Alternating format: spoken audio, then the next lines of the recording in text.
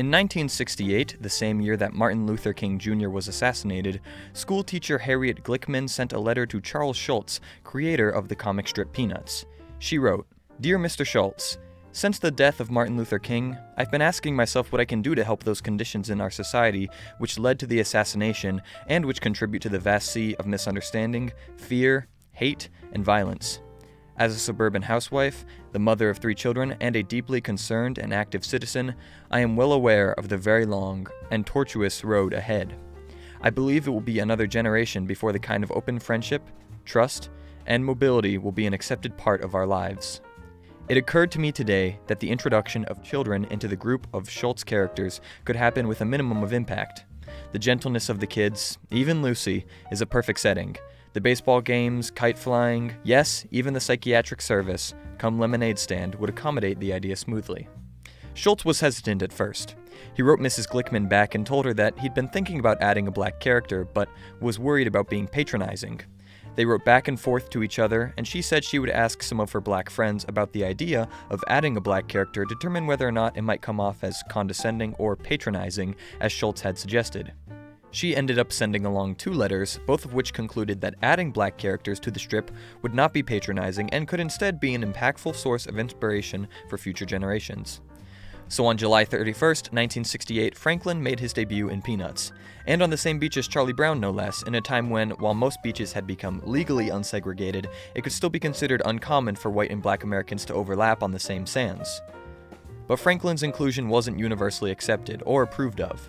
Outside of newspaper editors with racial prejudices, who didn't approve of Franklin being depicted in School with Peppermint Patty or on the beach with Charlie Brown, Schulz also received, and continues to receive, criticism for Franklin's personality. On Saturday Night Live, Chris Rock jokingly but pointedly criticized Schulz for giving Franklin no distinct quirks like the other characters of Peanuts. Think Linus's blanket, Charlie Brown's anxiety, Peppermint Patty's apathy.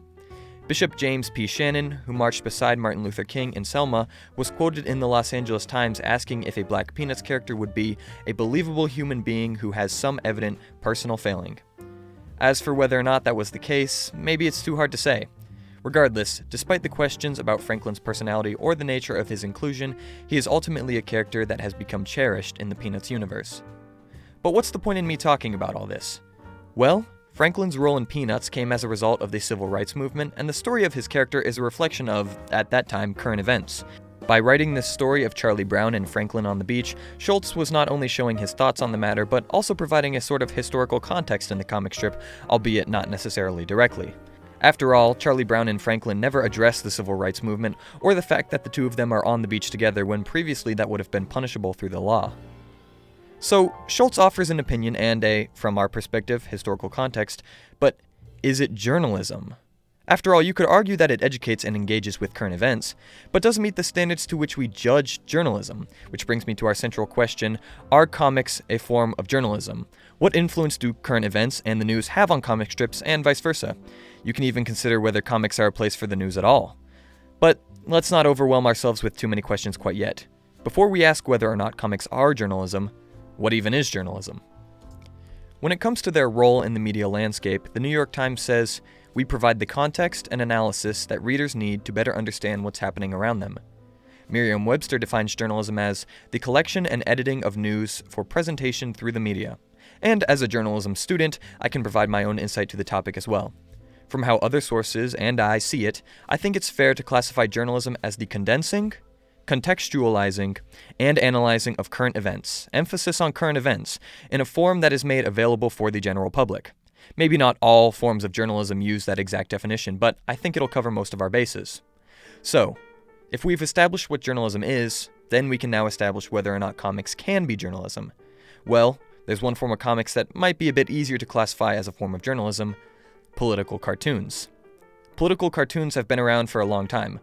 Although definitely not the first political cartoon by any means, Benjamin Franklin's Join or Die is regarded as the first political cartoon published in an American newspaper. Like the many works that would follow it, it uses clever imagery, a snake divided into segments representing different American colonies, to establish a message: the colonies need to unite against the Native Americans and the French. Symbols are an undeniably important part of political cartoons. A good political cartoonist should be able to almost immediately express a theme, idea, or opinion through a striking visual image that a reader is sure not to forget even after looking for only a few seconds.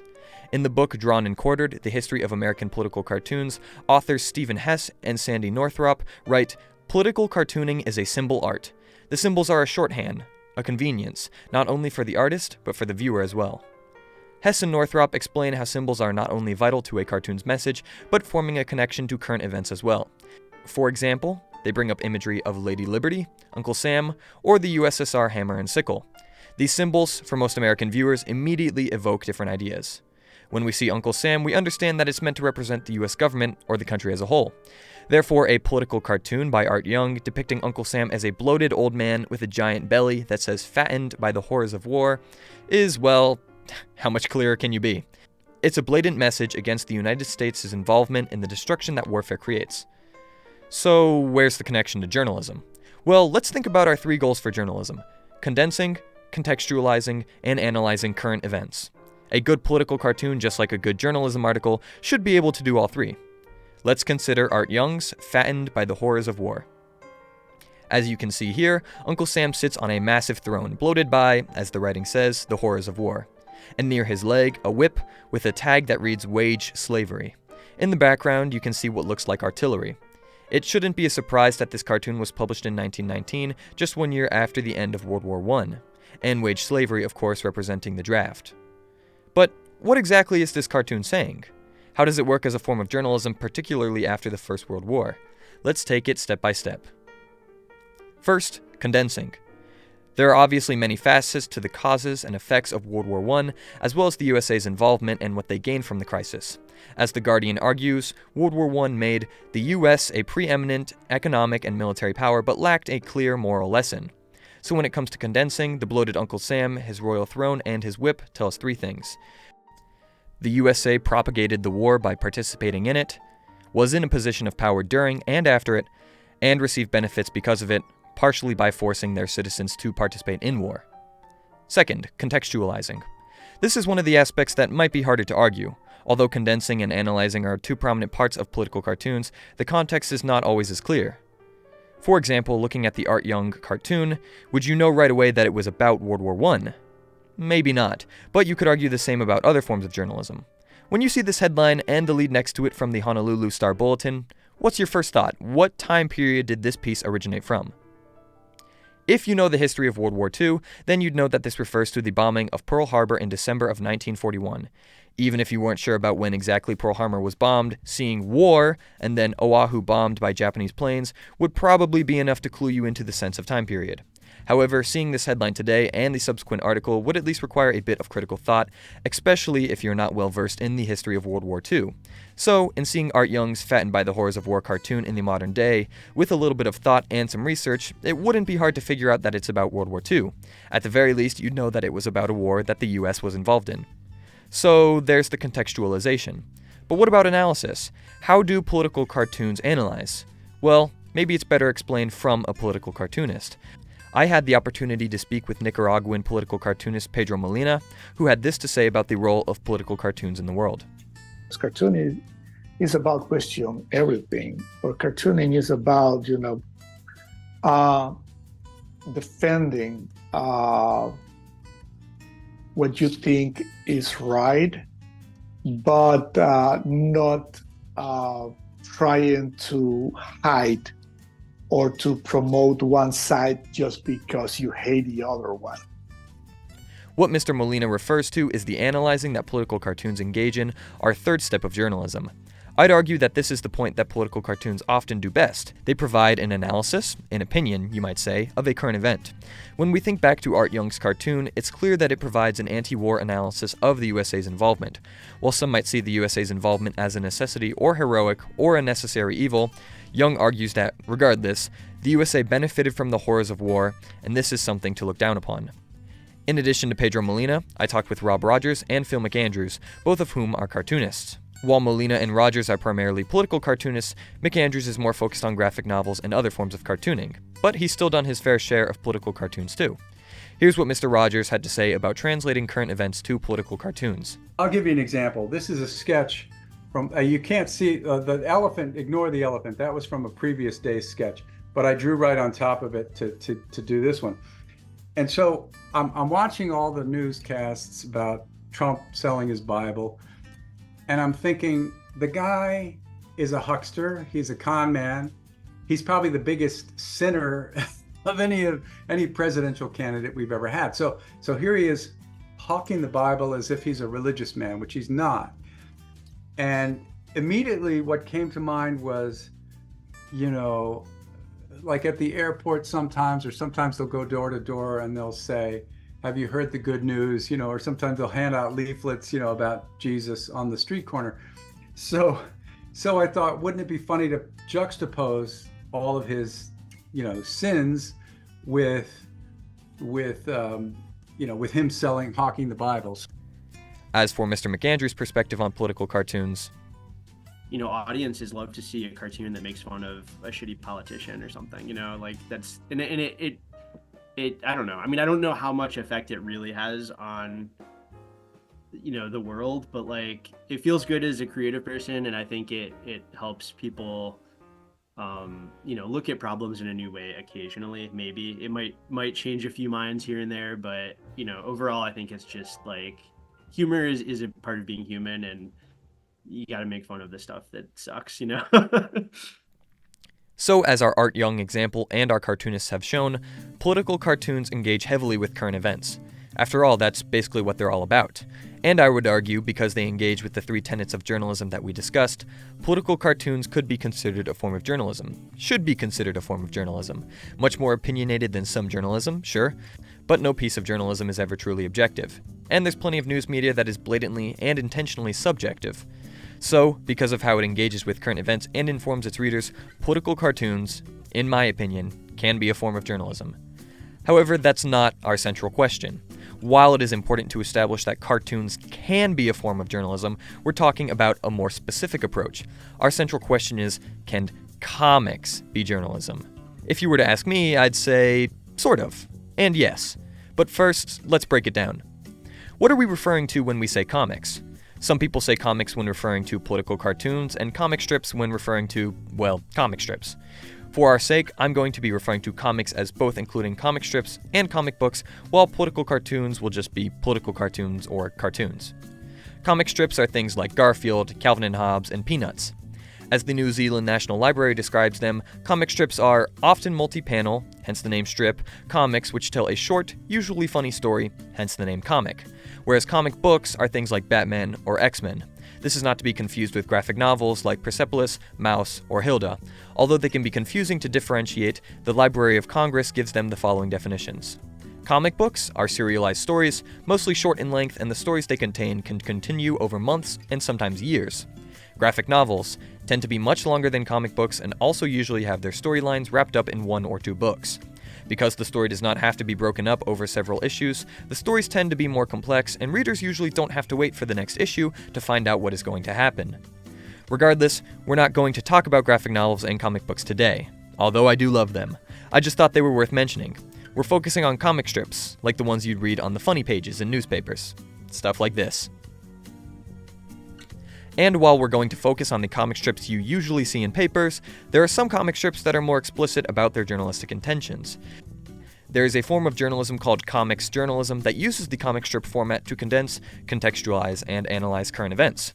Unlike political cartoons, the Association of American Editorial Cartoonists explains that comics journalism takes days, weeks, or months to craft a story which can run for pages and which may or may not be presenting an opinion. Take the 1945 comic Nazi Death Parade by August Maria Froelich. And just a brief trigger warning before I show this comic, it shows an illustrated depiction of the Holocaust, including the gas chambers and cremations of the victims of the Nazi regime. If you would be uncomfortable seeing this, please skip to the timestamp on screen. Okay, here we go. The comic, originally published in 1945, was published in a US pamphlet called The Bloody Record. The comic shows, in realistic visual detail, the horrors of the Holocaust. Each panel shows a step in the process of someone being exterminated in a concentration camp. For many Americans who saw this comic and were maybe not totally aware of the genocide occurring overseas by the Nazi government, or even openly ignorant to the fact, it was likely an eye-opener to them. Kees Ribbens, a historian at Erasmus University Rotterdam and the NIOD Institute for War, Holocaust, and Genocide Studies, has been an active historian of this work. Esther Bergdahl, for Smithsonian Magazine, writes that Ribbens suggests that the medium of Nazi death parade may have been something of a last resort for the Bloody Records creators. She also includes a quote from Ribbens where he says that the creators of the pamphlet likely realized if their message comes only in words, it's not going to make any difference, because if people at the time really wanted to know, they could. Ribbens continues to say that Nazi Death Parade definitely was not the first depiction of a gas chamber as such, but a comic which illustrates the entire process. That's something new. In this case, it's not hard to argue that Nazi Death Parade and other comics in the same vein are a form of journalism. They are very much intended to be so, as Ribbens explains. Their goal is not to tell a short, funny story like Calvin and Hobbes or Garfield, but instead to educate on a current event. That's not to dunk on comic strips, of course, but I think it's important to clarify the difference between comics journalism and comic strips. Comics, like Frolics, are meant to be journalistic. The Jordan Schnitzer Museum of Art says that the best works of comics journalism stand as compelling examples of how the news might be reimagined as an artistic practice. And that's how I describe Nazi Death Parade. It is a journalistic work. It could be translated to words, just like a traditional article, but it is through its artistic rendering that it gains a stronger visual and emotional impact. Much like a news story, it condenses, contextualizes, and analyzes current events, but through art and words, instead of just words. There are plenty of other examples of comics journalism that I could cite, including Complacency Kills by Joe Sacco for The Guardian, detailing his experiences on a mission in Iraq in 2005. You could even argue that Art Spiegelman's Mouse or Marjane Satrapi's Persepolis are forms of comics journalism, seeing how they educate about the Holocaust and the Iranian Cultural Revolution respectively, albeit through a memoir lens. So yes, comics can be journalism. As we see with comics journalism, comics can be used for explicit journalism purposes. Comics like Nazi Death Parade and Complacency Kills are intended to educate on current events, or current for their time period anyway. But what about comics that are not explicitly journalistic? Let's take one of my favorite comic strips, and perhaps one of the most famous comic strips of all time, Peanuts. Most Peanuts comic strips are funny, maybe a little melancholy, and focus on what it's like to get by in day-to-day life, especially for people who just never seem to get things right, like the one and only Charlie Brown. Is the stuff we see on the funny pages a form of journalism too, like their comics journalism and political cartoon counterparts? Well, let's take a look at the book Charlie Brown's America, The Popular Politics of Peanuts by Blake Scott Ball. Ball talks a great deal about the connections between Peanuts and current events of the time, including the Vietnam War, the Cold War, the Civil Rights Movement, and more. He argues that Peanuts was never simply an escapist endeavor, but regularly touched on the lived experience of socially and politically conscious Americans in the post-war era. While Peanuts readers of differing political stripes regularly wrote in to argue with Schultz about the ideas they saw in his work, what is most revealing is how often people of opposing viewpoints loved the same comic strip, but for contradictory reasons. But engaging with current events doesn't necessarily make something journalistic. As we've determined, journalism needs to engage with current events in a specific way. It should be condensing, contextualizing, and analyzing current events with a goal of educating the public. For example, while Franklin might mention that his dad is fighting in the Vietnam War in this August 1st, 1968 comic strip, that doesn't mean that the comic itself is educating the public on the Vietnam War, or even taking any sort of stance or condensing the issue as a political cartoon might. So, is Peanuts ever journalistic? Well, sort of. Take a look at this comic strip from May 3rd, 1954. Here, I'll even read it aloud to you. Ahem. You have a terrific comic book collection, Charlie Brown.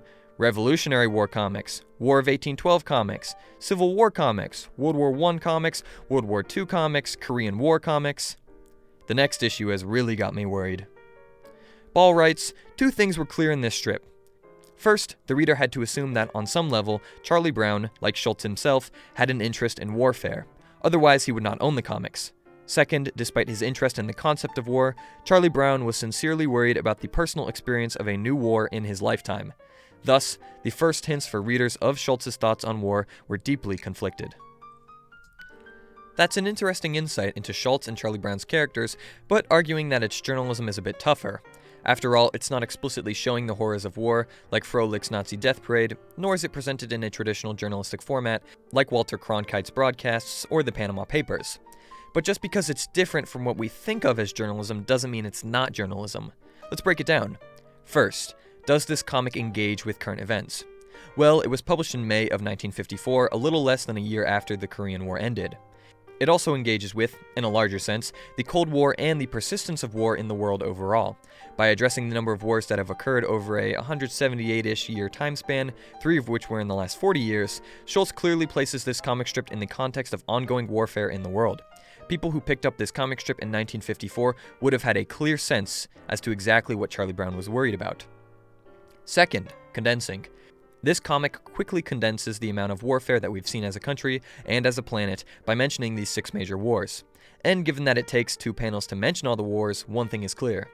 There's been a lot of warfare over the years. Okay, third, contextualizing. The last war mentioned is the Korean War, and seeing as the Vietnam War is not mentioned, we are clearly between the end of the Korean War and the start of the Vietnam War, somewhere from 1953 to 1955. We're placed within the context of the Cold War.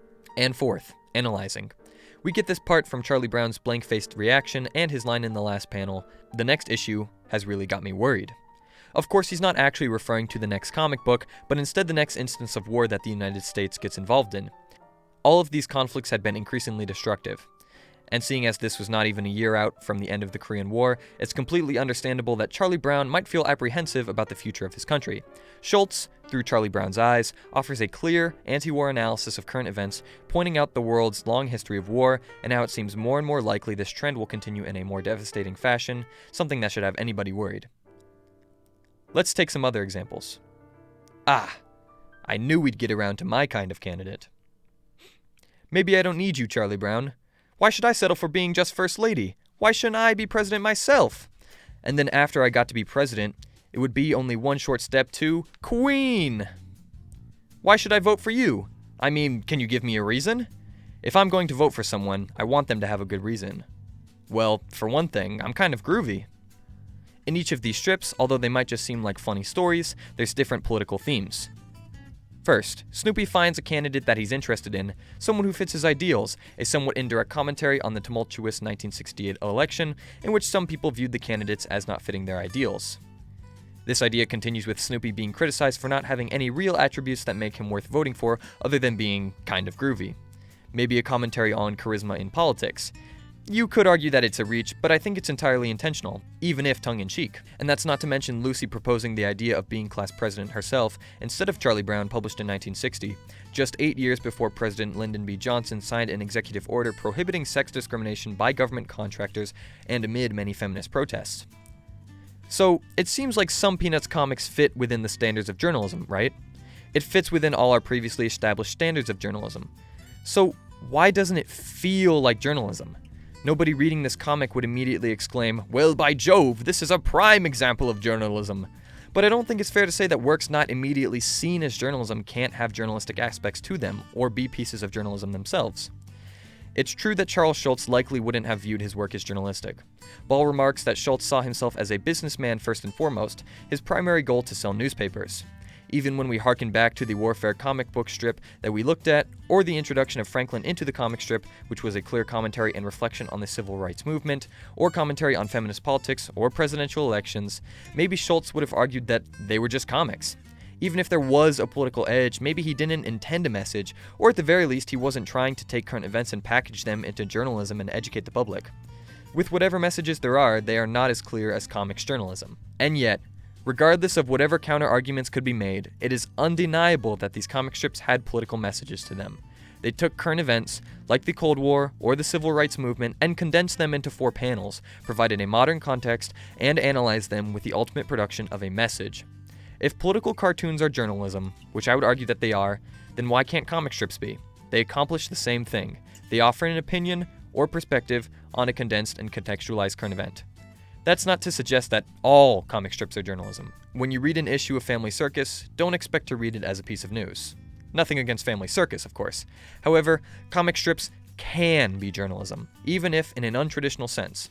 And it's important to remember where comic strips have been traditionally housed. Newspapers.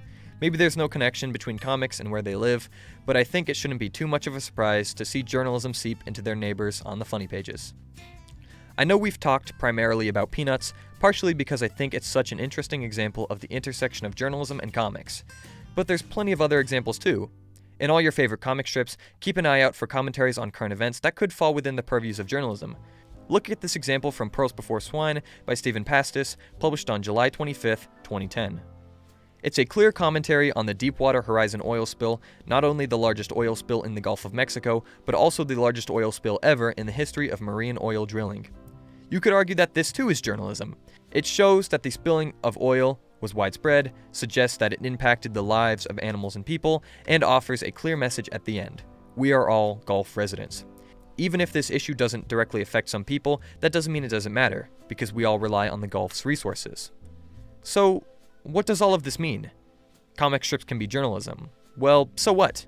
Well, the so what is in the long-term impacts, just like traditional journalism.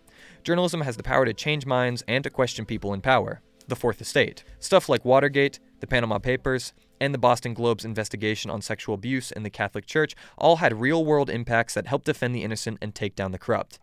And now, this is the point where we circle back to the start of this video. Franklin. It's no secret that people of marginalized races, genders, and sexualities have often been excluded from news coverage and the public eye. Although things have improved since Franklin's introduction in Peanuts, there's still a long way to go. But Franklin has stood as a symbol of the power of comic strips, showing that civil rights and racial integration are things that must happen in our country. No, maybe Franklin didn't change the world, but his role, as Ball describes it, the first African-American character to integrate a nationally syndicated newspaper comic strip, challenged many readers' perspectives in a time of political unrest. In a time when many people open the newspaper to see news stories reporting on civil rights, racial tensions, and the like, it's likely that they also flip to the funny pages to see a black boy and a white boy building a sandcastle on a beach together. And I hope that seeing that made some people question their prejudices, just as much as if they had read a news article describing something similar. At the end of the day, I think that comics can be a form of journalism, either directly, with political cartoons and comics journalism, or somewhat indirectly, with politically charged comic strips. There's no clear answer as to whether or not comic strips are journalism. It's up to anybody's interpretation, but in my mind, we should be more open to non-traditional forms of journalism. There's plenty of examples of non-traditional journalism out there, and if you're not looking at them, that means you're really missing out. And who knows, maybe the next time you open up the newspaper and start reading the funny pages, you'll see something you didn't see last time. Thank you for watching this video. I hope that this changed your perspectives on comics and journalism, or at least gave you a new perspective to consider. Please go check out the website link in the description of this video, which has my sources, favorite comics, personal reflection on this project, and more. And big thanks to Pedro Molina, Rob Rogers, and Phil McAndrews for letting me interview them. Thank you guys so much. This project is for the Issues in the News class, taught by Dr. Tim Mirabito. Thank you for watching this whole video, Tim, and I wish you the best of luck at Syracuse. Bye-bye.